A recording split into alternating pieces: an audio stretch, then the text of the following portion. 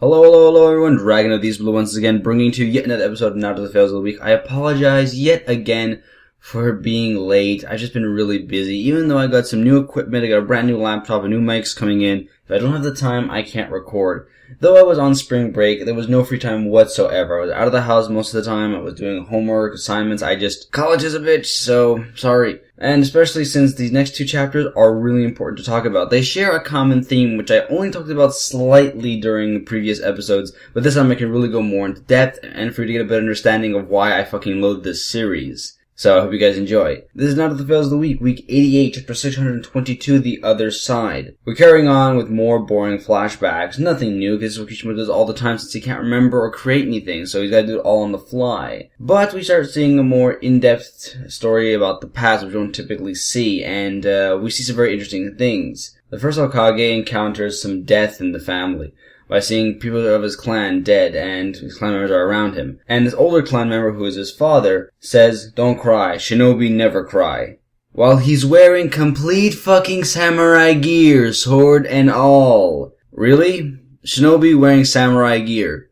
Why? Where's the shinobi aspect of this? But either way, I do like him because his mentality is pretty rock solid and good for this kind of warfare, when his own mentality is, death and war will pave the way to peace. And this is true. Unfortunately, his son, the first, says, "No, this is not right. We're no better than the enemy." He gets bitch slapped by his father, saying he dared insult the sacrifice of the fallen. This is very important because throughout the Naruto series, they seem to insult the people who are dying. They give up their lives, they fought hard, they believed in what they were fighting for, they have no problem giving up their life to protect what they love most. And Naruto, the cocksucker, spits on them. Neji's death. So many other people dying. It's just he doesn't seem to care. No one's gonna die. Everyone fought ready to die except him. The little fucking pussy. It seems that everyone has that mentality. And even though this guy calls himself shinobi, he believes very strongly in the samurai code. Using literally word for word the saying used by a very famous samurai, "A warrior finds his meaning in death." These are nearly the exact words this shinobi replies, and it's amazing. I've been saying that this is the biggest problem about the Naruto shinobi, that they don't know what ninjas are. They don't act like ninjas, they don't know the ninja code. There's nothing ninja about them. There's this huge samurai past and characteristic of the series. I mean, they have the daimyo, the ranking system, the money, everything feels like feudal Japan with samurai. The problem with that, though, is there's never been samurai until now, and these samurai seem so out of place. The shinobi, on the other hand, seem to have copied everything that the samurai have done, but at such a pathetic level. You should have just called this the samurai manga. You should have just called it that, because there's no ninja aspect. The closest ninja we've had in the entire series is the ANBU.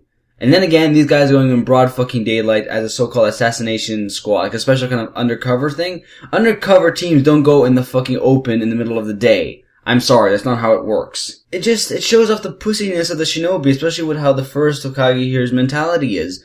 That they don't want to kill, they don't want to fight. It's like, we should do everything diplomatically. This is war, motherfucker. This is what happens. People are going to die, and if you want peace, prepare for war. That is the oldest truth of the human race. You want some peace, you're gonna have to destroy those who are going to cause more war. So you stop them, you fight, and you get ready for the next war. That's a sad mentality. Peace really is the calming and time out period before the next war. It's our nature. I don't want to insult hippies because I'm kind of hippie at heart, but the hippie mentality really is getting in the fucking way of the story.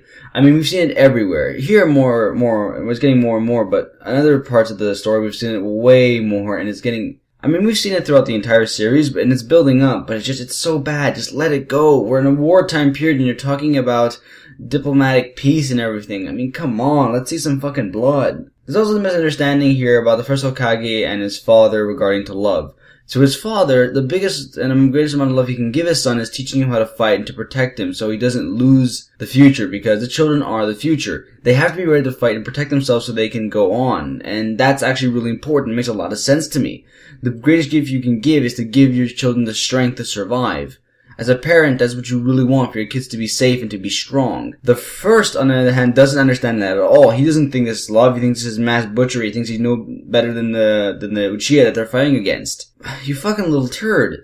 I suppose no one ever taught him about the compassion of steel, but that may be just a different ideology altogether. But seriously, how can you not understand that though there's a war and his father wants to protect him by teaching him how to fight so he can defend himself? It seems like love to me. Anyways, that was that chapter. Let's move on to the next one with Naruto Fails of the Week, Week 89, Chapter 623, A Glimpse. Once again, the flashbacks go on. There's nothing new. I shall stop saying that until we get back to the main time, so forgive me for that. I've realized throughout this whole little flashback here talking about Madara and the first Hokage, there's the whole story here. We've been seeing this very Fox and the Hound story. That's what they're presenting it, how they know that each other are from different clans that are at war. They try to protect each other by throwing a stone to each other, saying, it's a trap, run. And, I'm not saying that's a bad idea, but for fuck's sake, that's what we've been running with since the beginning, and it's getting fucking annoying. The Fox and the Hound should have remained the Fox and the Hound. Not every story mimicking it, especially if fucking Naruto who has no story to begin with. But then we're moving on to the next part, which really gets me mad, and what I've been making fun of throughout the whole video. More samurai.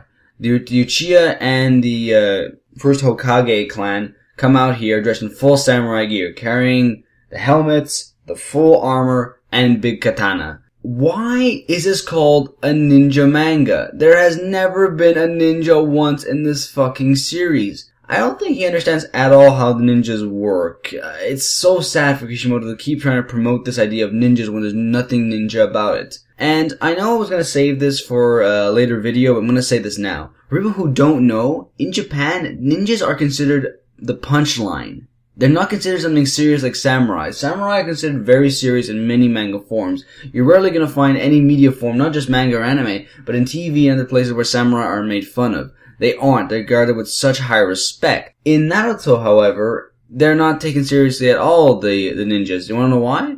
Because if you watch any anime or manga, the ninjas are always jokes. The male ninjas are dressed in stereotypical full black, pretty much overweight, doing funny tricks. They're not supposed to be taken as true warriors or to be taken seriously. And for the females, the kunoichi, they're usually shown being extremely sexy, showing off their body, but not being the greatest of fighters either. It's all gags. It's supposed to be funny. It's not supposed to be taken seriously in any right. If Kishimoto thinks this is how he's going to make them be taken seriously, the shinobi, you're fucking wrong, dude. It's not going to work. You just made it worse. Good luck. Anyways, guys, I hope you enjoyed that. This is Dragon Boost saying sail on and keep enjoying the fails. I hope to be on time with the next couple of episodes because I just hate being late. I know you guys don't like it either. But just hang tall because soon the Road to Ninja movie is coming out with subs and I'll be able to review that piece of shit. And I'm going to have so much fun with it. I'll see you there. Cheers.